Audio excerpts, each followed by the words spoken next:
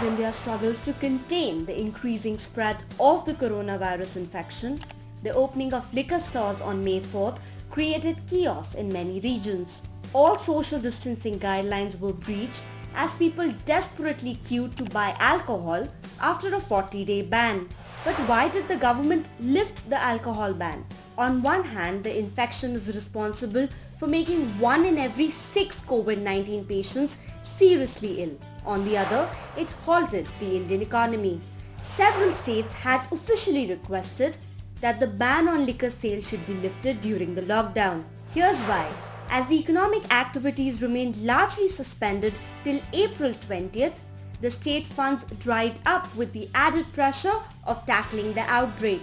Revenue earned from the duty levied on alcohol accounts for 25% of the state government earnings. States were rushing to restart booze buying for mainly two reasons. First, spike in illicit alcohol sale in several parts of the country, and second, revenue lost by centre's delay in compensating the shortfall in the goods and services tax. The liquor black market is believed to get an impetus with the licensed shops downing their shutters as there are other medical problems associated with it.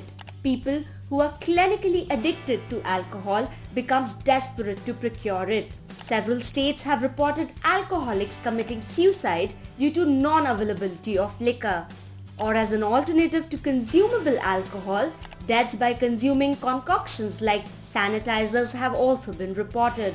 Kerala, Goa, West Bengal, Uttar Pradesh, Meghalaya were among the states that gave partial relaxations on the ban before it was completely lifted, even in the red zones. In times of increased spending, it had deprived states of tax revenue required to ramp up the health infrastructure and carry relief work. This loss of revenues is reportedly estimated to be over rupees 7 billion per day. But the revenue in state coffers via excise duty on manufacturing, tax on sale or GST on alcohol, along with import and transport fees is also different across the country. License fees, fines and registration charges are also major revenue sources. Excise duty on alcohol by most states is around 10 to 15% of own tax revenue, which is the third largest source of revenue. States like Gujarat and Bihar are dry states and practice prohibition of the sale of alcohol. On average, the states collected about rupees 12,500 crore per month from excise on liquor in 2018-19, and before the pandemic, it was estimated to cross rupees 15,000 crore per month for FY21.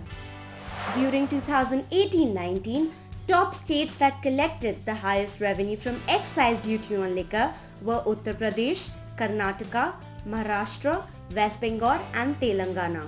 Reports suggest that the Maharashtra government collected more than rupees 11 crore on day 1 and rupees 62 crore on day 2 of liquor sale after relaxations in COVID-19 lockdown, which opened 1/3 of the shops. But later, Maharashtra decided against opening non-essential outlets, including liquor stores, as coronavirus infections soared in the state. Meanwhile, the government in Delhi imposed a 70% corona fee tax on the sale of alcohol after day 1 of Lockdown 3.0. Maintaining social distancing remains a major challenge at alcohol retail outlets that help churn the wheel of economy but increases infection risk. Interestingly, Beverages Corporation in West Bengal launched its e-retail website to register buyers and sellers of liquor for online booking and home delivery.